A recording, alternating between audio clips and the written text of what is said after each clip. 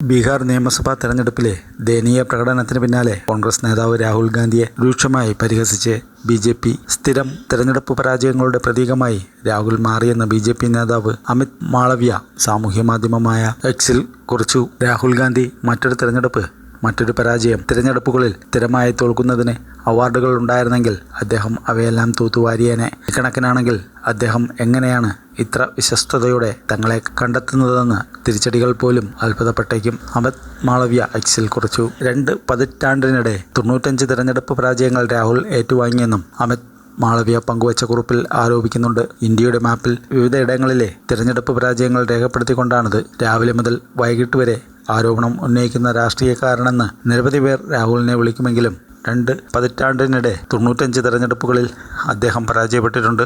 അമിത് മാളവ്യ പങ്കുവച്ച കുറിപ്പിൽ ആരോപിക്കുന്നു. നിയമസഭാ തെരഞ്ഞെടുപ്പിന് മുന്നോടിയായി രാഹുൽ ഗാന്ധി ബീഹാറിലെ 20 ജില്ലകളിൽ 16 ദിവസം നീണ്ടുനിന്ന വോട്ടർ അധികാർ യാത്ര നടത്തിയിരുന്നു. എന്നാൽ കോൺഗ്രസിന്റെ പ്രകടനം അതീവ ദയനീയമായിരുന്നു.